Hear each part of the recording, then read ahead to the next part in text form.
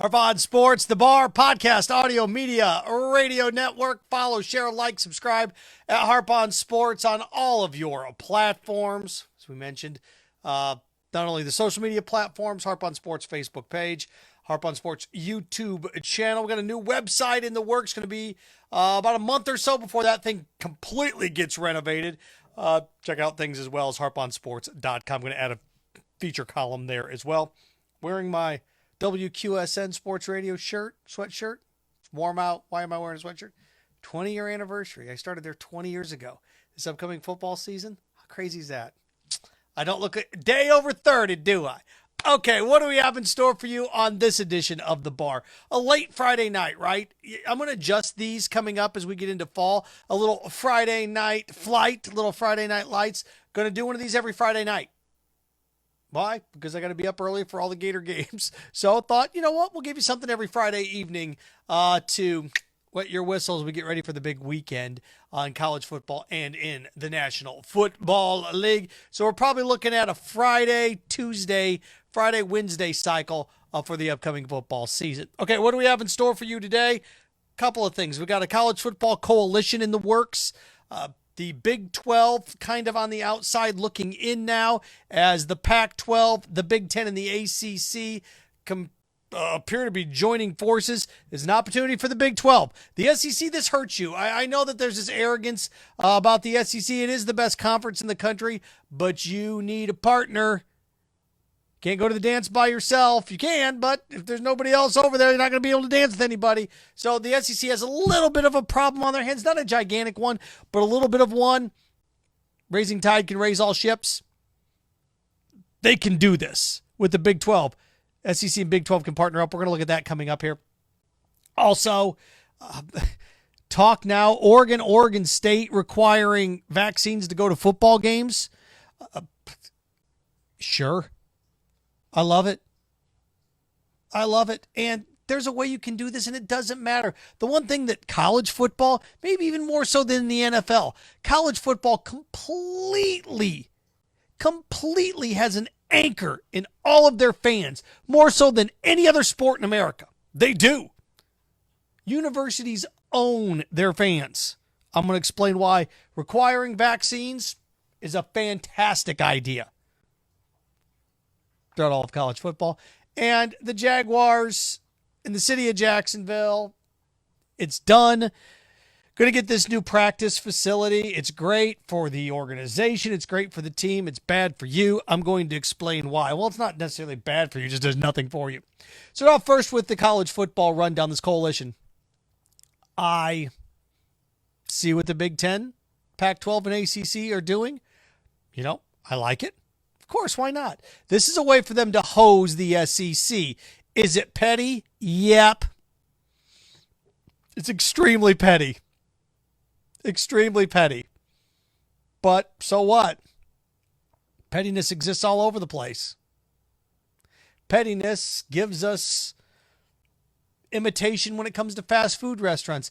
Pettiness gives us the great soft drink wars of the 70s. Pettiness gave us gas wars. Pettiness is good for us as fans. It is.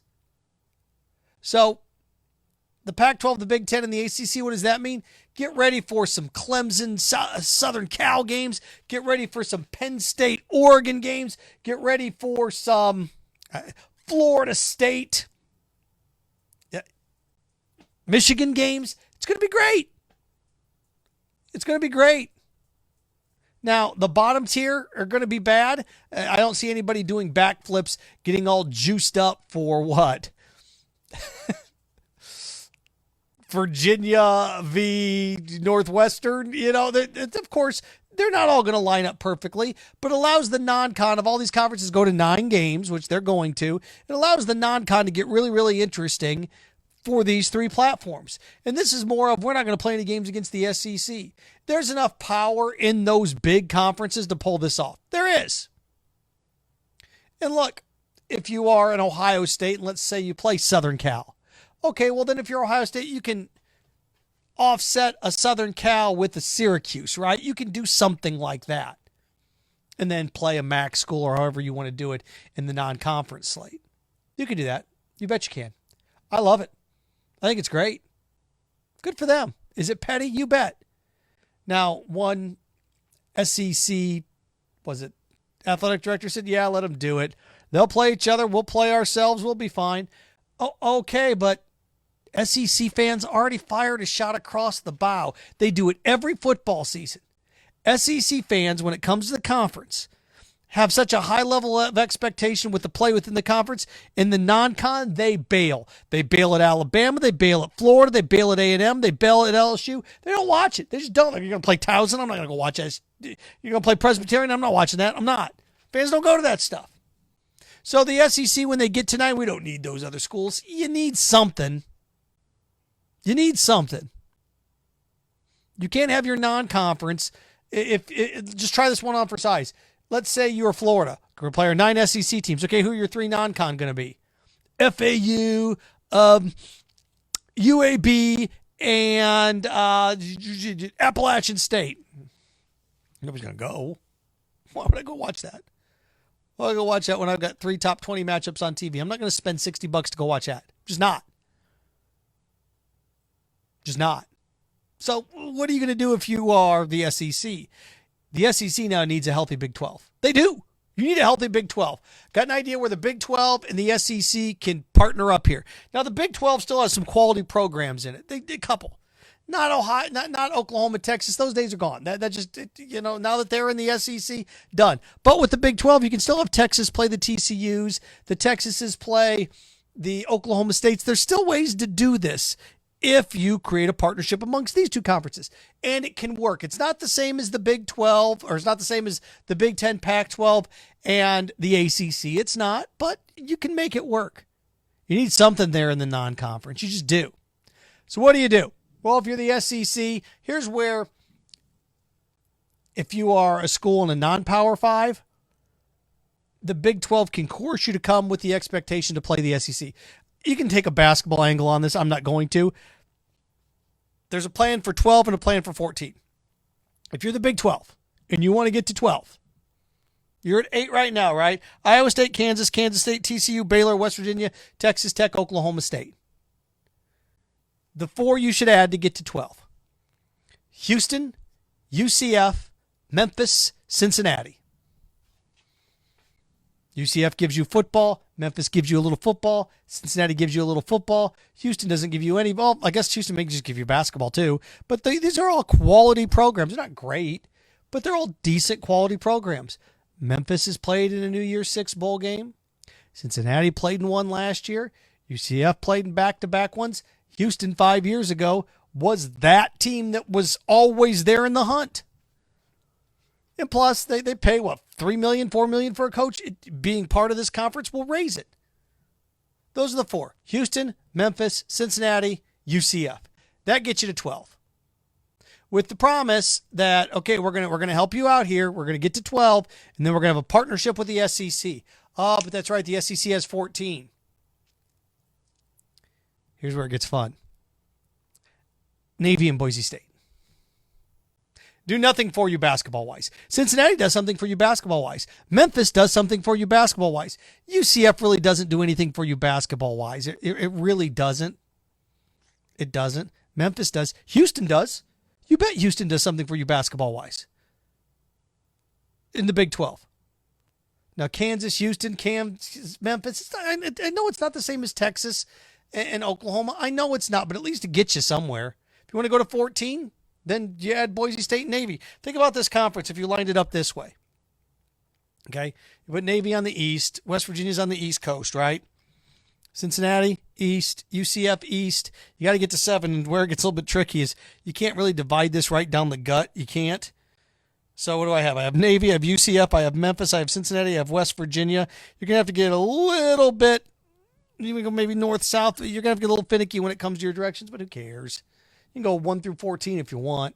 Take the top 2 teams. If you're really, really set on divisions, here's where you could do 4-4 is where you could do.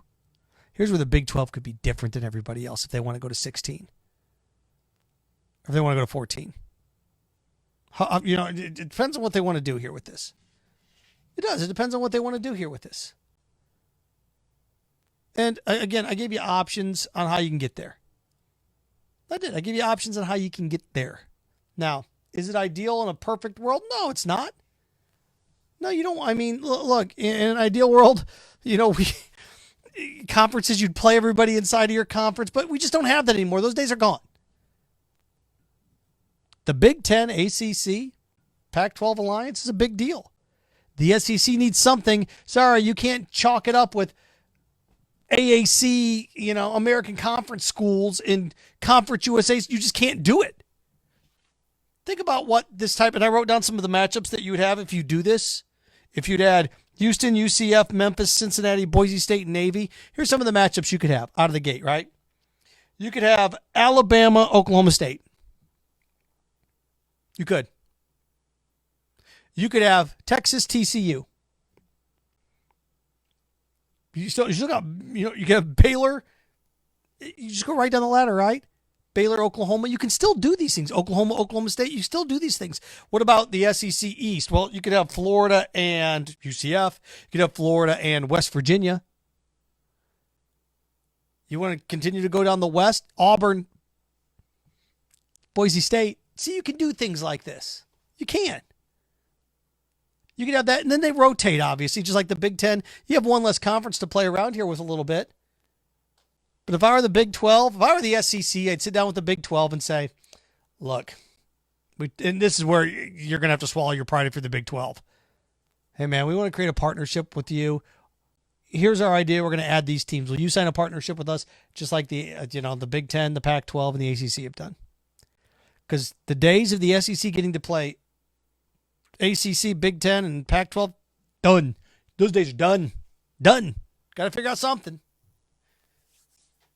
Got to figure out something for those 3 games in the non-conference. And then the team that's sitting around licking their chops a little bit is Notre Dame here. Notre Dame's part of the ACC, but Notre Dame looks around and goes, oh, we can do whatever we want in our conference schedule. Or non-conference schedule. We don't have a conference. We can do what we want. So, interesting thought now that we have an alliance in college football. The SEC will tell you it's not a big deal. Fine, but as college football becomes, it's no longer a regional sport, it's a national sport. College football used to be a regional sport, now it's national. With the addition of the playoff, now it's national. And here's the other thing too, the SEC wants to live in a bubble when it comes to this. With this playoff field potentially expanding to 14, whatever, 12, whatever it is, 12, whatever it's going to be, got news for you. In the non-conference, if you're the SEC and you've got 9 conference games and 3 flea bags, meanwhile, the Big Ten's played 9 conference games and they've got a crossover game with USC and Oregon's played Clemson. Guess how that's going to shake out? SEC's got to get something figured out here. I know, the bottom of the barrel won't be any good. I was looking at this. I don't know what a Kansas State Missouri game does for you. I don't. Yeah, Kansas and Missouri again at each other. See, the thing about this is if the Big 12 and the SEC create an alliance, you can bring back some of these rivalries too. So there you go. Now you're going to rate a couple of the other conferences, but welcome to life in 2021. It's been that way for about a decade. So there's that. Sticking with college football, I saw Oregon and Oregon State now have a mask mandate. Good. Good. Every school should do this. Auburn's coach tested positive for the coronavirus, so now he is quarantined. No word whether or not he had the vaccine. Well, I'll answer that for you. He didn't. He just, come on. Because if you did take the vaccine, you'd come out and say, yeah, I had the vaccine. I didn't. I still got it. You would do that. There's no way you would dumb it down. No, I'm not going to tell you. Anybody that tells you, I'm not going to tell you whether or not I got it. 95% of the time they didn't get it. So, look, the majority of adult Americans have now chosen to get the vaccine. What is it now? 64%, 63% have gotten at least one shot. So almost 2/3. We can't get 2/3 of Americans to agree on anything. Almost 2/3 of Americans right now have agreed to get the COVID vaccine.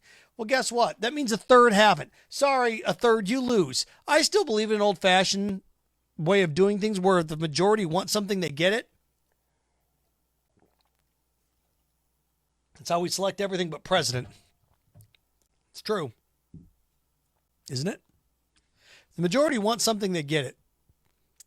And if you want the best environment for your college football fans, vaccine only. Or a negative test. No, vaccine only. Well, what? What are the unvaccinated going to do? go on Twitter and complain? What are they going to do? Well, it's not right. Well, welcome to life. It's not right. Well, it's not right. I don't make $1 million. I have rights. Yeah, and one of those rights is what? Stay home and watch a game. Get vaccinated, you get to go. In all walks of life, you're required to do certain things, aren't you? You're required to have a driver's license, drive a car. You just can't drive a car. You're required to not bring a firearm on a plane if you want to fly on a plane. You can't skip the metal detector. I have rights. I'm not going through that metal detector. I don't know what those x-rays are going to do to me. You can't do that. Vaccine card, or you don't get to go in the game.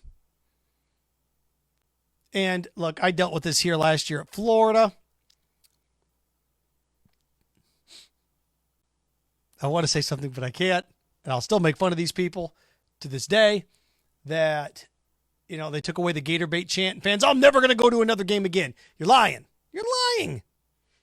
I'm done. I'm so mad at the Gators. What are you going to do about it? You're going to quit going? What? I'm mad. So what? If you're mad, your feelings don't matter if you're not going to do anything about it. I'm furious. What are you going to do about it? So, if the University of Florida, and man, I wish Dr. Fox, and man, I wish Scott Strickland would do this. I wish UF Health would come out and say, look, you have to be vaccinated to go to a game. Now, I think Florida's going to give you have to be vaccinated or a negative COVID test to go. Vaccinated or you don't get in. That's not right. Well, okay, whatever. You're what? You're not going to be a Gator fan? After 30 years, you're going to bail on them? What, are you going to go be a Florida State fan? Colleges and universities have fans. Okay? They've got them. By the what? By the wrist? By the throat? No, you got them. I mean, you got them in their grasp. You're not going anywhere. Universities, look at it like a snake that's coiled around prey. You're not getting out of that. You're not.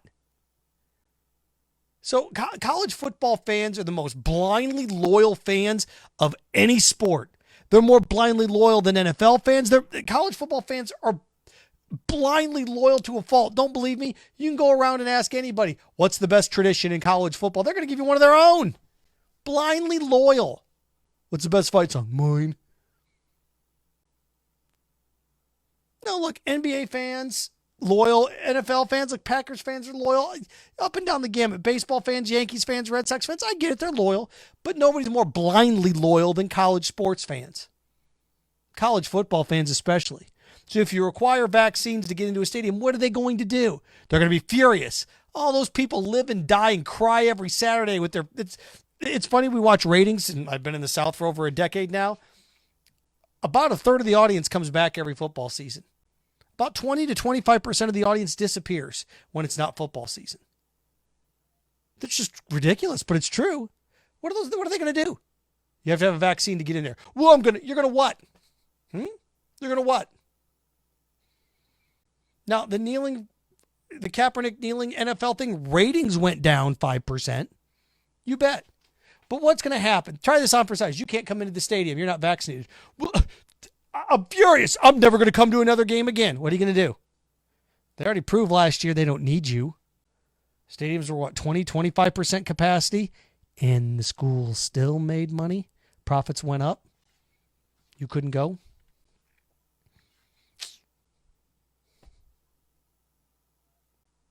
Look, you have to be vaccinated to go. You just do. Well, I can't get vaccinated. Well, you don't get to go.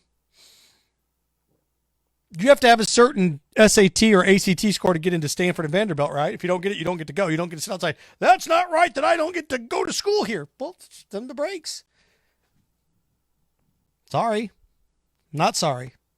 When 2/3 of Americans have chosen to be responsible and get this vaccine, and you have not, that's fine. You don't have to get it, but you don't get to go to the games. What are you going to do? Not watch college football? I'm done with this. Okay, go ahead. What are you going to do? Go home and knit? What are you going to do? I'm done with this. What are you going to do? You're going to go home and read? You're going to go home and volunteer at a soup kitchen? You're not going to do any of those things. You're going to go home and you're going to watch the game.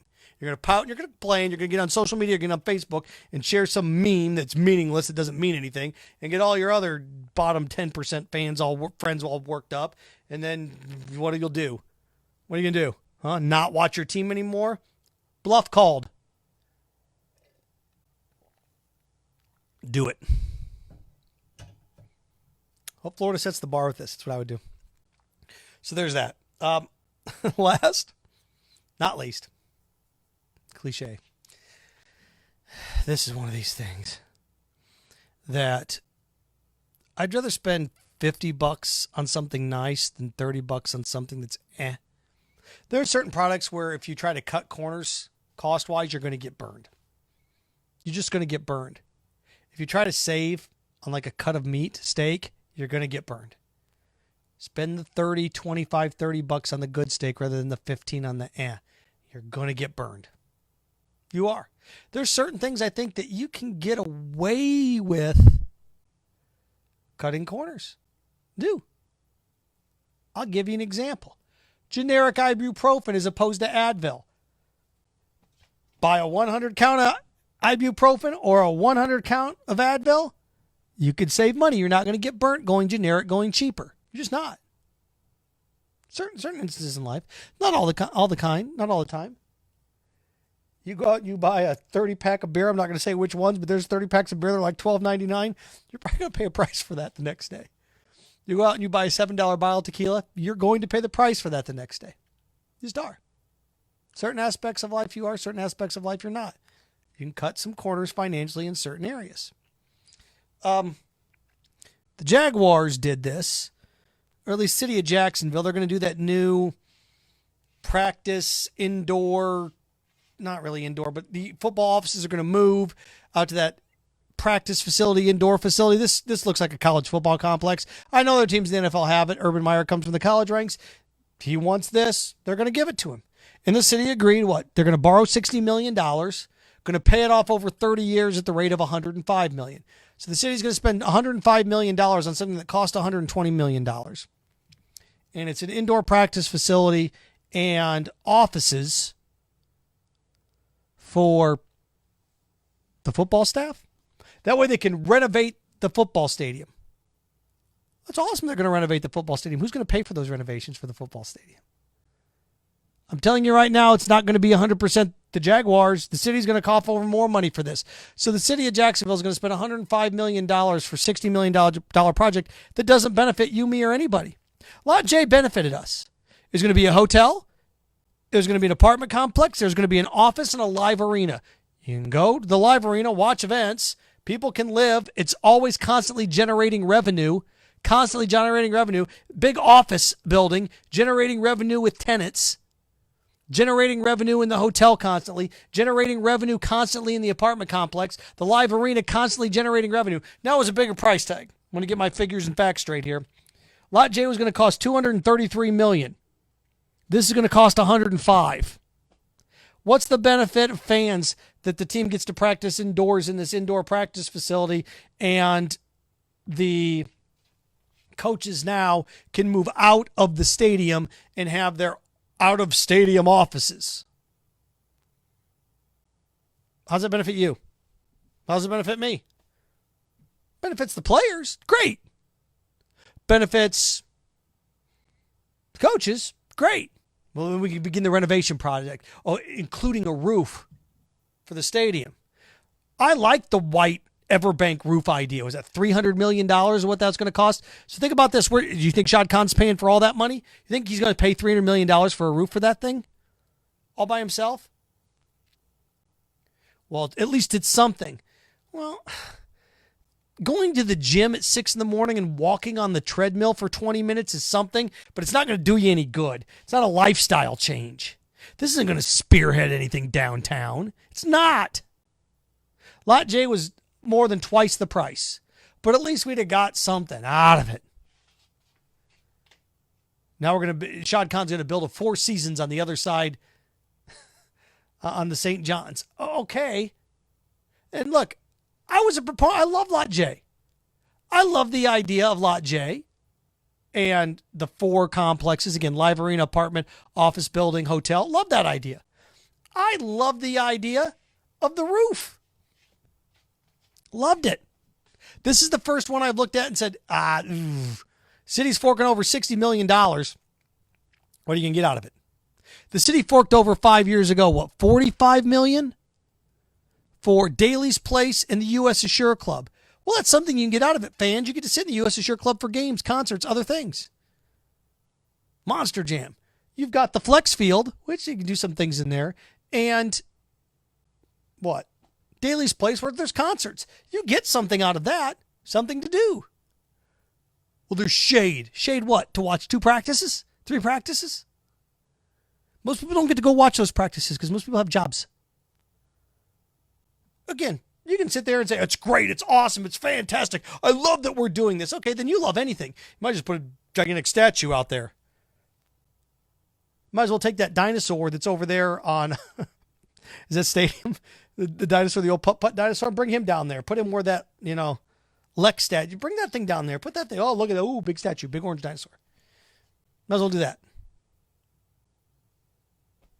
So, again, I like Lot J. I think this one is $105 million and no benefit to me. No benefit to you. That you're going to sit in the shade for 2 practices.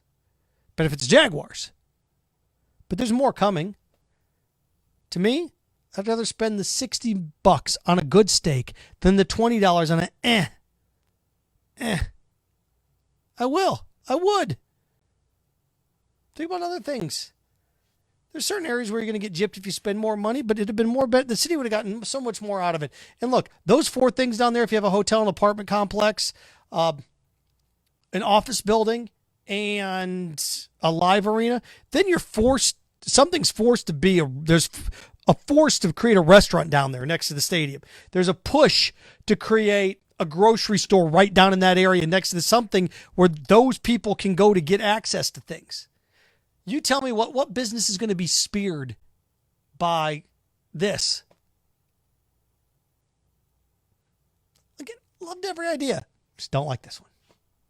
Harp on Sports, the Bar, podcast, audio, media, radio network. Follow, share, like, subscribe at Harp on Sports on all the platforms. Again, working on a new website, harponsports.com as well. Should be about a month or so. We'll have that thing taken care of and get that thing cooking here. So there you go. Again, we're going to start doing these on Friday nights now that football's here. A little Friday night flight, Friday night light action, and then going to roll it over. I think we're going to do Fridays and Mondays or Fridays and Tuesdays during football season. So there you go. Remember, stay clean, stay focused, stay strong. Frankenstein. Have fun with your friends.